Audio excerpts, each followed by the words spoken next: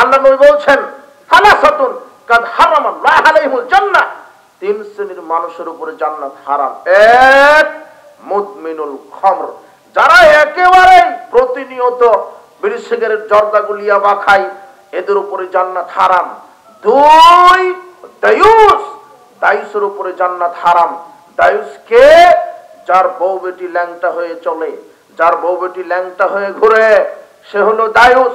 যার বউ বেটি school college হাটে বাজারে ল্যাংটা হয়ে যায়, যার বউ বেটি ল্যাংটা হয়ে চলে, ও হলো দায়ুস, ওর উপরে জান্নাত হারাম। তিন, রাজলাতুম মিনান নিসায়ে, যেই মহিলা পুরুষের শার্ট প্যান্ট পুরুষের পোশাক পরে ঘুরে, এ হলো জান্নাতে যাবে না। আরেকটা হাদিসে বলছেন যে নারীর বেশ ধরে যেই পুরুষ, সে জান্নাতে যাবে না। পুরুষের বেশ ধরে যেই নারী, সেই নারী জান্নাতে যাবে না। আর এখন তোমার মিডিয়াতে ওই পুরুষ হলো সবচেয়ে সুদর্শন পুরুষ, যে হলো অরিজিনাল হিজড়া, ও হলো সবচেয়ে সুদর্শন। ওর হাঁটার ঢং, কথার স্টাইল একেবারে হিজড়া ফেল, একেবারে ও হলো সুদর্শন পুরুষ। জাতীয় পাগল, হোকে আওয়াজ দিচ্ছে জাতীয় পাগল। দেশ একেবারে অরিজিনাল, একেবারে অরিজিনাল যে হিজড়া, সে হলো সুদর্শন পুরুষ। অথচ কুকুরের চেহারা ওর চাইতে ভালো আছে। বান্দরের একটা চেহারা আছে, কিন্তু ওর ওরকম চেহারা নেই, কই বোঝা যাচ্ছে না তো। কেন? বান্দর মেকআপ করে না, ও যে মেকআপ করেছে একেবারে অরিজিনাল হিজড়া। একেবারে বান্দর মেকআপ করে না, তাও বান্দরকে দেখতে ভালো লাগে, আর করবেই তো। ওরা না হয় মেকআপ করে সুদর্শন পুরুষ সাজে। এই যুবক, তো তুমি যে শিক্ষিত, তুমি যে ঢাকা বিশ্ববিদ্যালয়ে পড়ো, তোমার বাপ ঢাকা বিশ্ববিদ্যালয়ের ভিসি, তোমার বাপ অমুক জায়গার ভাইস চ্যান্সেলর, ও যে ওই যে রমনার বটমূলে চলে যায় পহেলা বৈশাখে, ও পহেলা বৈশাখে পালন করে, ওই যে ওই কি পহেলা বৈশাখে রমনার বটমূলে বলছে যে এসো হে বৈশাখ মঙ্গল শোভাযাত্রা। আগে ইলিশ মাছ দিয়ে পান্তা খেয়ে বলছে এসো হে বৈশাখ মঙ্গল শোভাযাত্রা।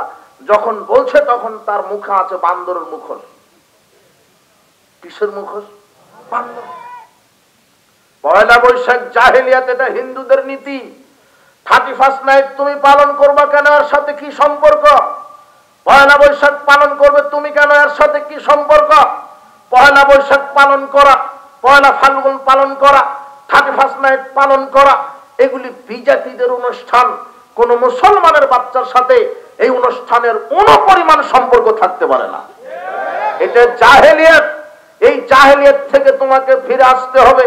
আশ্চর্য কথা, এই জন্য বলছিলাম ওই বাক্যটা বোঝাতে গিয়ে 7 শ্রেণীর মানুষকে আরশের নিচে স্থান দিবেন। তারা এক হচ্ছে ন্যায়পরায়ণ শাসক। তো ন্যায়পরায়ণ কে? যে কি গাঁজা খায়, যে কি বেনামাজি, যে কি মানুষের তৈরি করা সংবিধান দিয়ে মানুষকে চালায়, নাকি আল্লাহর সংবিধান দিয়ে মানুষকে চালায়? আল্লাহর সংবিধান দিয়ে মানুষকে পরিচালিত হতে হবে। যেই নেতা আল্লাহর সংবিধান দিয়ে মানুষকে পরিচালনা করবে, এই নেতা ন্যায়পরায়ণ, যার ভিতরে একজন মানুষের আদর্শ থাকবে, যার নাম মুহাম্মদ সাল্লাল্লাহু আলাইহি সাল্লাম।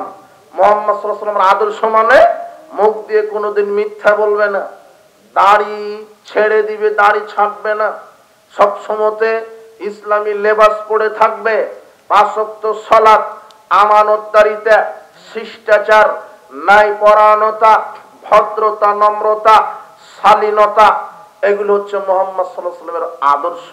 তোমার নেতার ভিতরে এগুলি থাকবে। একজন মানুষ মডেল বিশ্ববাসীর জন্য, যার নাম হচ্ছেন মুহাম্মদ সাল্লাল্লাহু আলাইহি সাল্লাম। 2, এইবারে তুমি আছো। ওয়াশাবুন নাশা ফি ইবাদাতিল্লাহ, আল্লাহ 7 শ্রেণীর লোককে বিশেষ ছায়া দান করবেন। তার দ্বিতীয় হলো ওই যুবক যুবতী যারা তাদের যৌবন কাল ক্ষয় করেছে একমাত্র আল্লাহর ইবাদতে।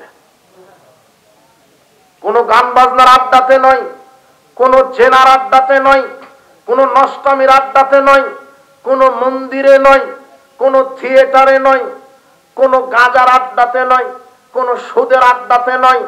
যুবক, তোমার এই যৌবন আল্লাহর দেওয়া আমানত। চোখের জ্যোতি, হাতের শক্তি, পায়ের শক্তি, এগুলি তোমার এক একটা আল্লাহর দেওয়া আমানত, এই আমানতগুলি তুমি কোন কাজে ব্যয় করছো?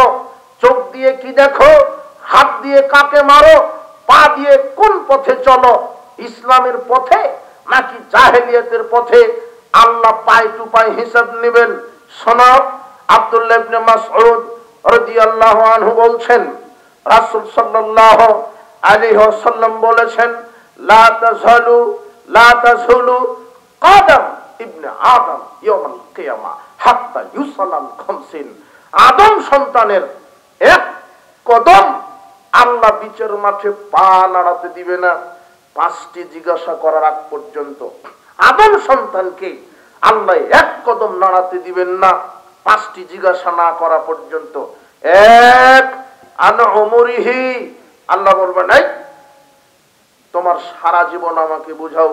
ফিমা আফনাহু, কিভাবে ব্যয় করেছো, কিভাবে ব্যয় করেছো সারা জীবন আমাকে বুঝাও। আদম সন্তানকে তার সারা জীবনের হিসাব দিতে হবে।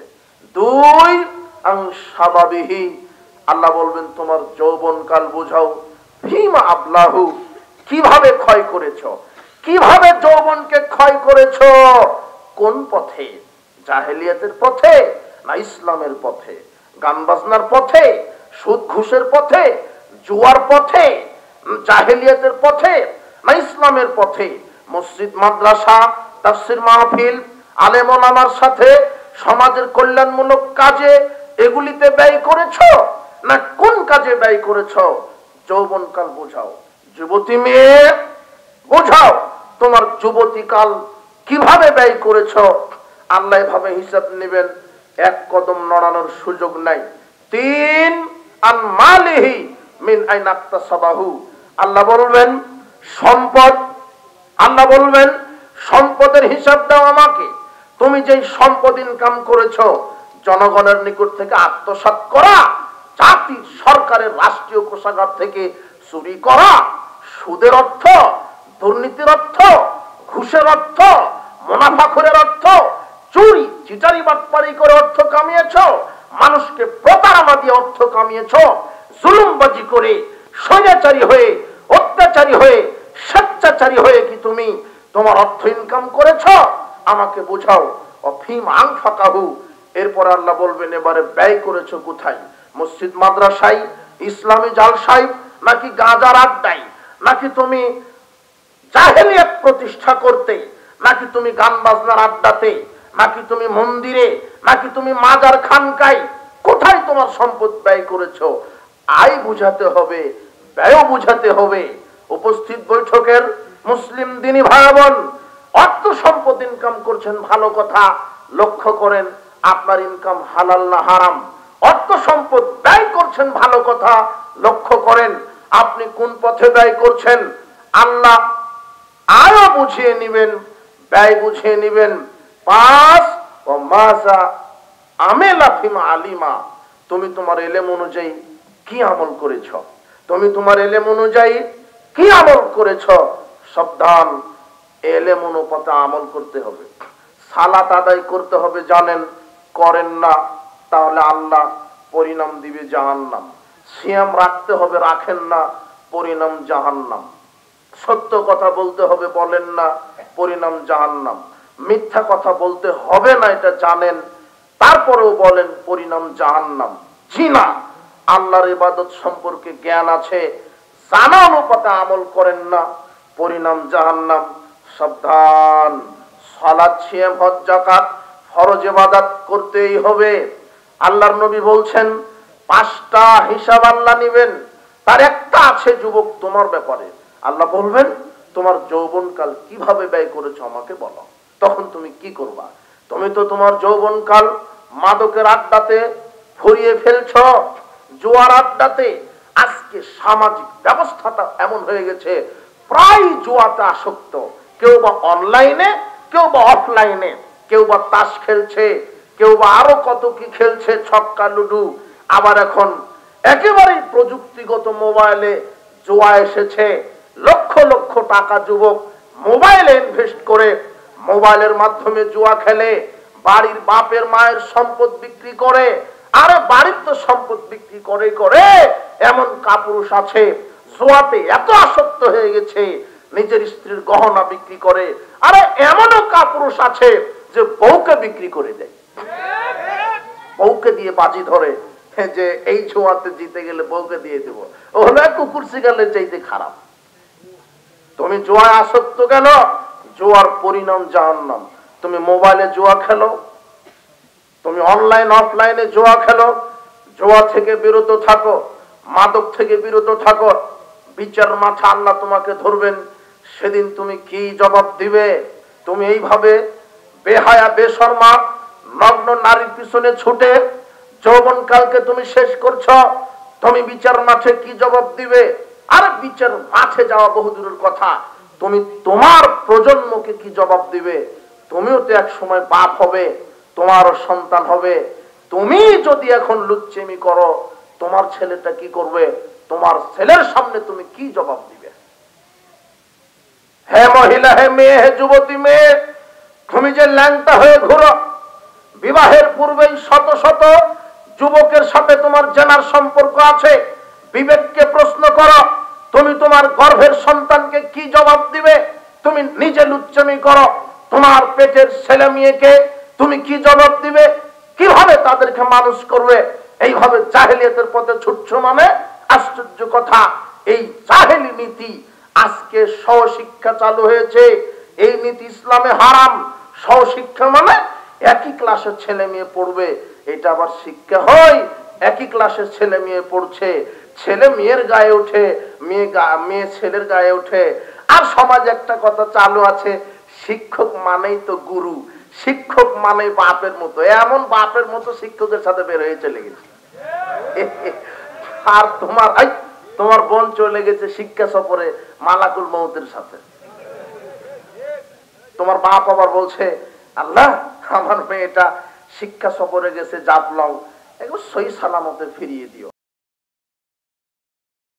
সুন্নাত নয়, তোমার মৌলবী ভুল ফতোয়া দিয়েছে, দাড়ি রাখা ওয়াজিব, বাধ্যতামূলক, রাখতেই হবে। মসজিদের সভাপতি সেক্রেটারি বেনামাজ, এটা কি করে হয়? ও তো টয়লেটের দায়িত্বশীল হওয়ার ক্ষমতা যোগ্যতা রাখে না, ও মসজিদে হলো কি করে? তোমার ইসলামী জালসাতের সভাপতি হবে যে আলেম মানুষ, প্রধান অতিথি হবে যিনি আলেম মানুষ, কোন বেনামাজি দায়িত্বশীল হতে পারে না। মুহাম্মদ সাল্লাল্লাহু আলাইহি সাল্লামকে এক লোক জিজ্ঞাসা করছে, মাতার সাত কিয়ামত কবে হবে? তখন মুহাম্মদ সাল্লাল্লাহু আলাইহি সাল্লাম বলছেন, ইদা উসিদাল আমরু ইলা গায়রি আহলিহি, যখন অযোগ্য লোক নেতা হবে সেদিন কিয়ামত হবে। আজকে অফিস, আদালত, কোর্ট কাচারি, কল কারখানা সব জায়গাতে অযোগ্য লোক দিয়ে পরিপূর্ণ হয়ে আছে। যুবক, তুমি সাবধান হয়ে যাও। যৌবনকাল কিভাবে ব্যয় করছ? তোমার বোন কোন কাজে ব্যয় করছে? তোমার ওই যুবতীকাল। হে দিনী বোন, আপনাকে বলছি, আমি আপনাকে মহব্বত করি, আমি আপনার ইমানের দাবি জানাই। এইভাবে ল্যাংটা হয়ে পরপুরুষের ইমান হরণ করো না। হে পিতা, আপনাকে বলছি, আপনার স্ত্রী, আপনার মেয়ে বাজারে যাচ্ছে, 20,000 পুরুষ যদি আপনার স্ত্রীকে দেখে খারাপ মন্তব্য করে, আপনার স্ত্রী 20,000 পুরুষের একাই পাপ বহন করবে। আপনার স্ত্রী যত পাপ বহন করবে, বিচার মাঠে আপনি স্বামী হিসেবে আপনাকে সমান পাপ বহন করতে হবে।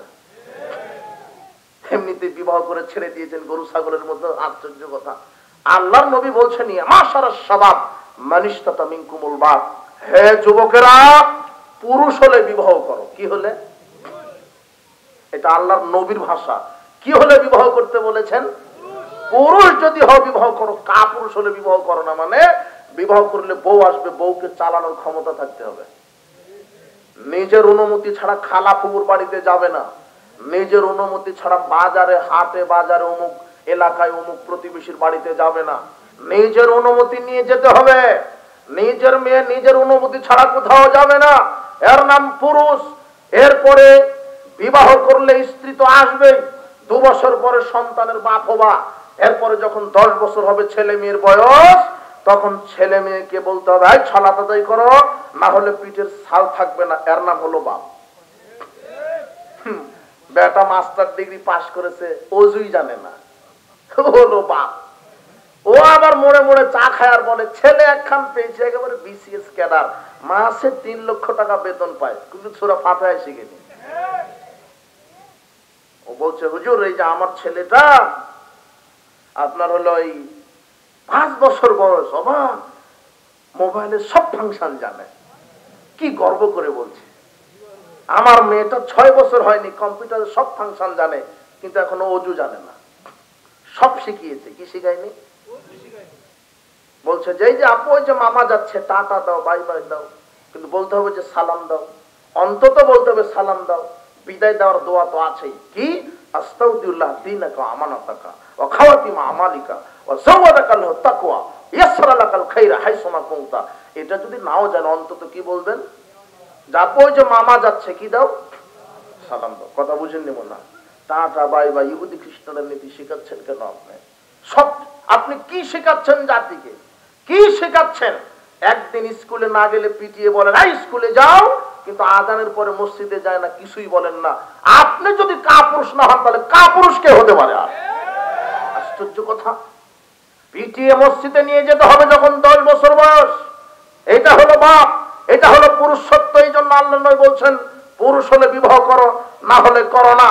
সিয়াম রেখে রেখে যৌবনকে শেষ করে দাও, যেহেতু তোমার পুরুষত্ব নেই। এইভাবে মুহাম্মদ সাল্লাল্লাহু আলাইহি ওয়াসাল্লাম বুখারী মুসলিমের হাদিসে বলেন, যুবক তুমি কি জবাব দিবে? বিচারের মাঠে তুমি তোমার যৌবনকাল কিভাবে ব্যয় করছো?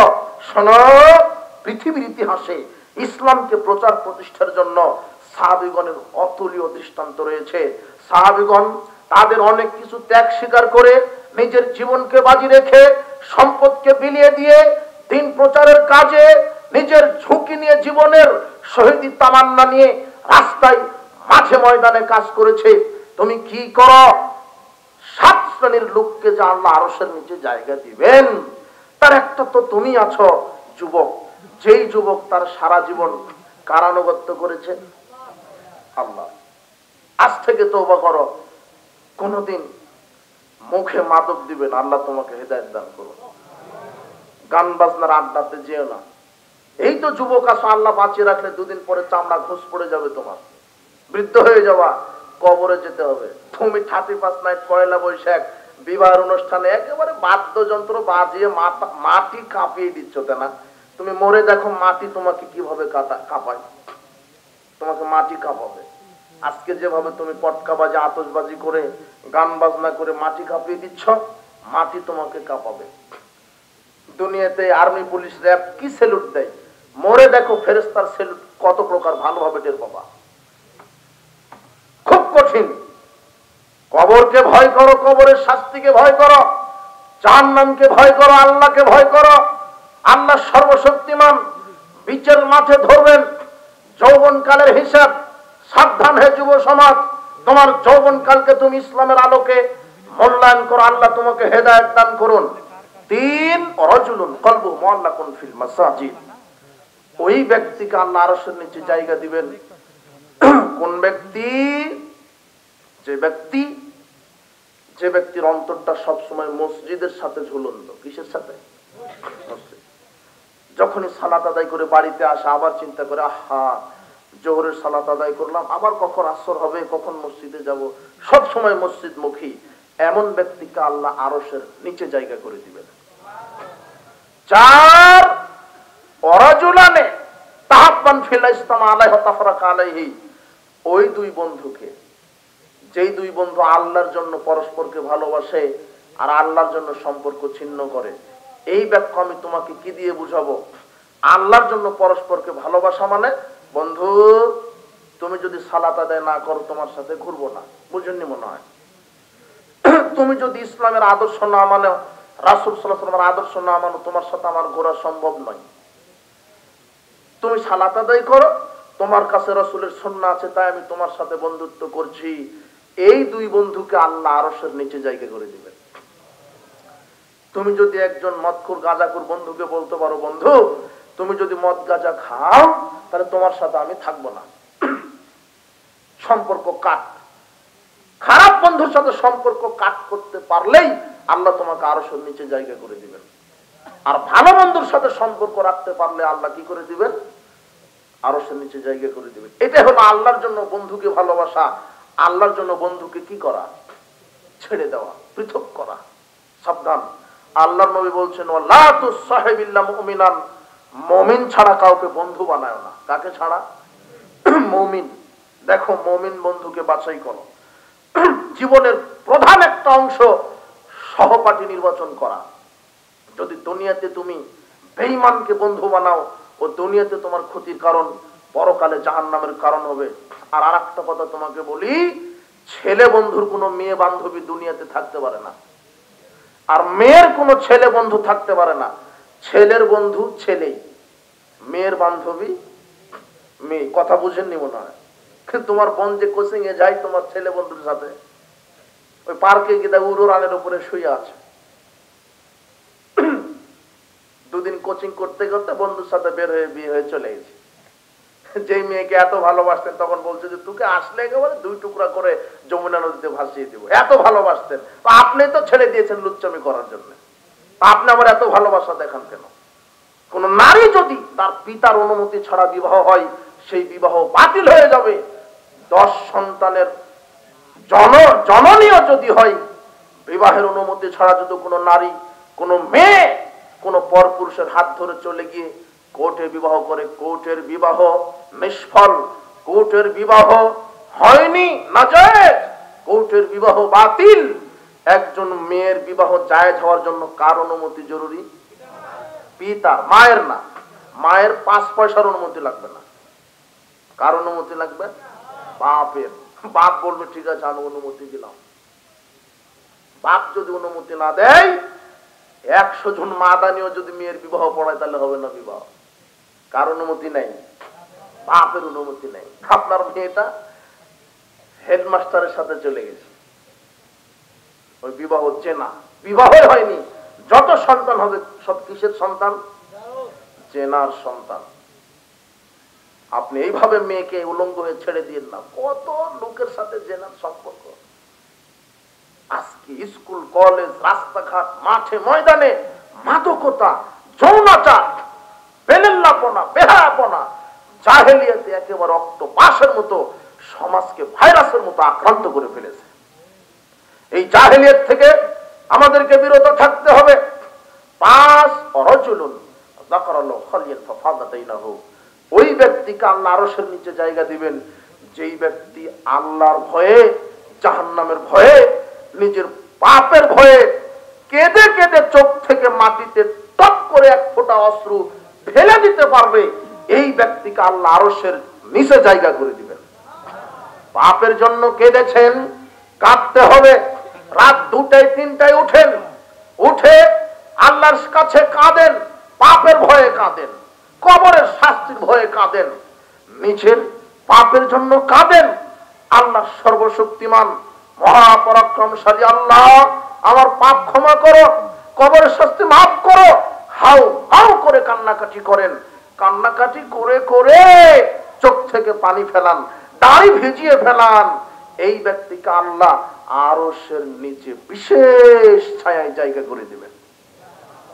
পাপের জন্য কাঁদতে হবে। কাঁদবেন কখন?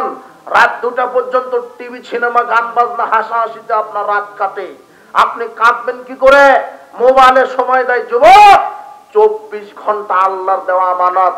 তুমি 18 ঘন্টায় এই মোবাইল নামক শয়তানের বাক্সকে তুমি সময় দাও। বাদ বাকি একটু ঘুমাও, খাও, পায়খানা করো, দিন কাটাও। তোমার যে জীবনের মালিক, এই মালিকের জন্য তুমি কি সময় ব্যয় করবে? 1 মিনিটে সূরা ইখলাস 3 বার পড়া যায়, আর সূরা ইখলাস 3 বার পড়লে 30 পারা কোরআন মাজিদ খতম।